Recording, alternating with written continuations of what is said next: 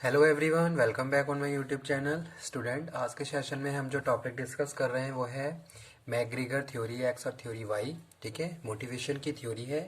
Previous video lecture में जो हमने थ्योरी डिस्कस की थी वो थी मैस्लो नीड हायरार्की थ्योरी, जिसमें हमने बात करी थी अगर कोई भी एक इंडिविजुअल है तो उसके 5 बेसिक ऑर्डर होते हैं, सीक्वेंस होते हैं, ठीक है, प्रेफरेंस होते हैं नीड के, जिसके हिसाब से उनकी step by step need arise होती है। ओके, और उसके हिसाब से उनको हम मोटिवेट कर सकते हैं। तो जिसमें हमने डिस्कशन किया था नीड हायरार्की का, और जो स्टार्टिंग की थी बेसिक फिजियोलॉजिकल नीड, जहां हम बात कर रहे थे फूड, वाटर, शेल्टर की।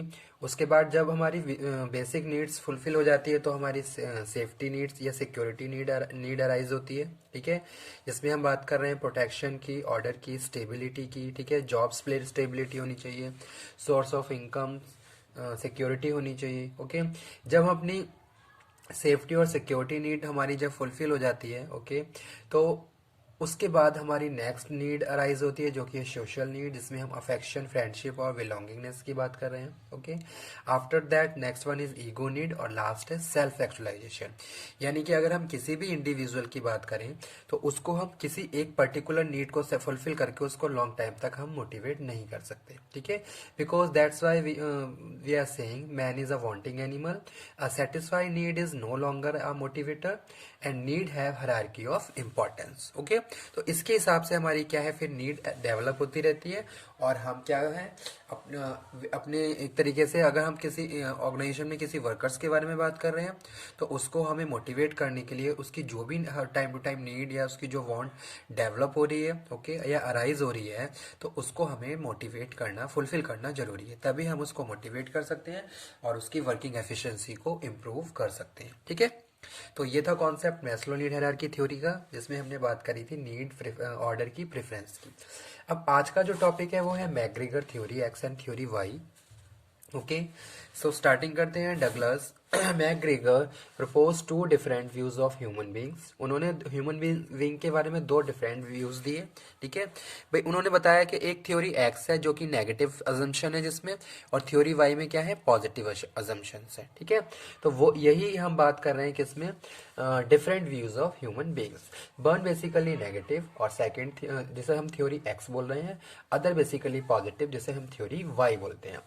After viewing way in which manager deal with employees, McGregor concluded that a manager view of the nature of human being is based on certain grouping of assumptions, and he or she tend to mold his her behavior toward employees according to these assumptions। ठीक है, तो यानी कि जो भी हम assumptions की बात कर रहे हैं, इसके हिसाब से जो मैनेजर है वो वर्कर्स के साथ क्या है, डील करता है और उनके साथ बिहेव करता है। जैसे जैसे कि सपोज यहाँ पे हम थ्योरी एक्स और थ्योरी वाई में अजम्पशन की बात कर रहे हैं। ठीक है, फर्स्ट यहाँ पे हम बात कर रहे हैं most people have dislike work. ठीक है, अगर ऑर्गेनाइजेशन में एम्प्लॉय वर्क को डिसलाइक करेंगे, कोई टास्क इजीली विलिंगली एक्सेप्ट नहीं करेंगे, तो उस केस में जो मैनेजर है या फिर जो भी सीनियर है उसका जो डीलिंग है वो आपसे डिफरेंट होगा, रेदर देन अगर आप उसको इजीली से एक्सेप्ट कर रहे हैं। ठीक है, अगर आप किसी टास्क को विलिंगली एक्सेप्ट कर रहे हैं, बहुत एफिशिएंसी के साथ उसको परफॉर्म कर रहे हैं, और टाइम टू टाइम अपने अपने टारगेट को भी आप अचीव कर रहे हो,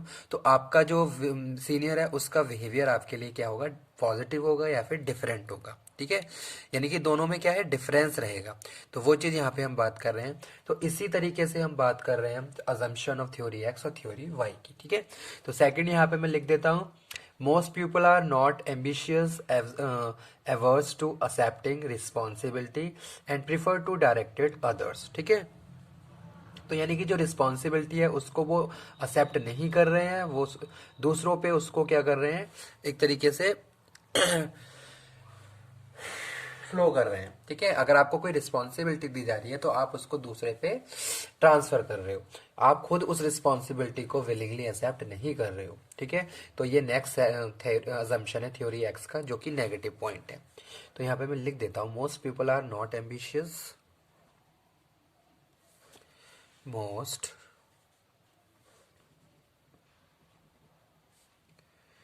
people are not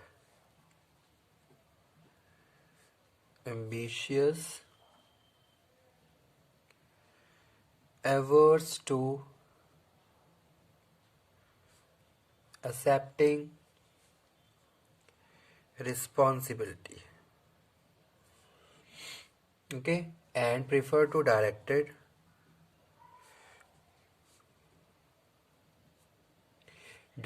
by other.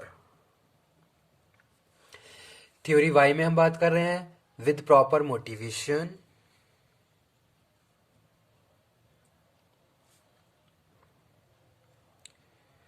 with proper motivation most people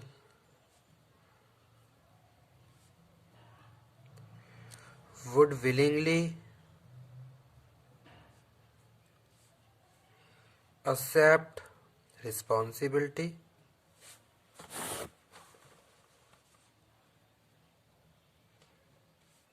and go for self direction.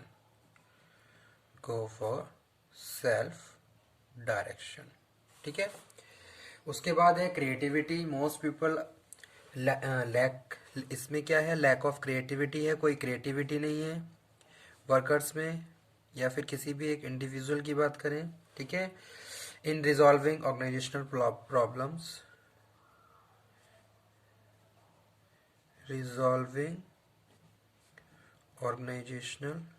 Problems, ठीक है। और यहाँ पे हम बात करें creativity is not the monopoly of few. In right environment people can made be display their trait on wide scale. Display this trait on wide scale, यानी कि क्रिएटिविटी की बात कर रहे हैं। वर्कर्स अपनी क्रिएटिविटी के हिसाब से क्या कर रहे हैं, अपने टैलेंट के, अपने स्किल्स के हिसाब से, अब उनके अंदर जो भी क्रिएटिविटी है उसके हिसाब से वो अपने फंक्शंस को परफॉर्म कर रहे हैं। भाई एक आपको टास्क दिया गया, ठीक है, अब आप कितने उसको विलिंगली एक्सेप्ट कर रहे हैं और कितना आप अपने माइंड का यूज करके उसको बहुत ज़्यादा इंटरेस्टिंग वे में और एफिशिएंसी के साथ परफॉर्म कर रहे हैं, तो ये आपके ऊपर डिपेंड करता है, ठीक है। तो वो चीज़ यहाँ पे हम बात कर रहे हैं। 4th नंबर पे है motivation. Only satisfaction of physiological and safety needs will not motivate workers, ठीक है।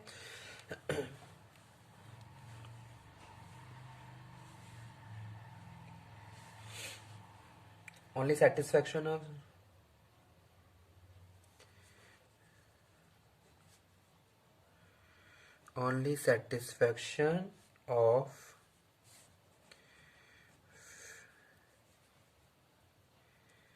physiological and safety need will motivate workers, ठीक है। लेकिन यहाँ पे नहीं, नो, केवल फिजियोलॉजिकल नीड जैसे कि शेल्टर है और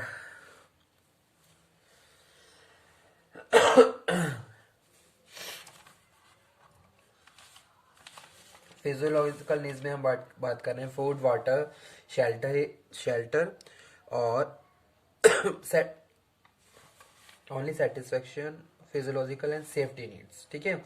और सेफ्टी नीड के थ्रू ही हम किसी को मोटिवेट कर सकते हैं, लेकिन थ्योरी वाई में ऐसा नहीं है।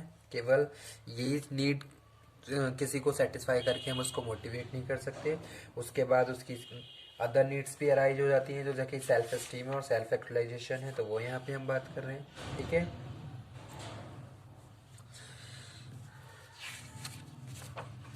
उसके बाद है नेक्स्ट पॉइंट जो कि है point number 5,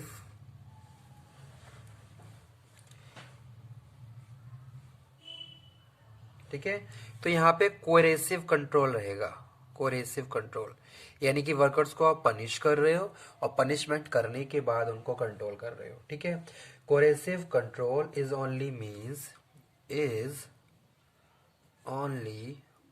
mean to achieve organisational objectives, ठीक है। आप ऑर्गेनाइजेशन के ऑब्जेक्टिव अचीव करना चाहते हो तो आपको कोएरेसिव पावर को यूज करके आप वर्कर्स को कंट्रोल कर रहे हो और उनसे फंक्शंस को परफॉर्म करवा रहे हो, ओके। लेकिन थ्योरी वाई में ऐसा नहीं है। With proper motivation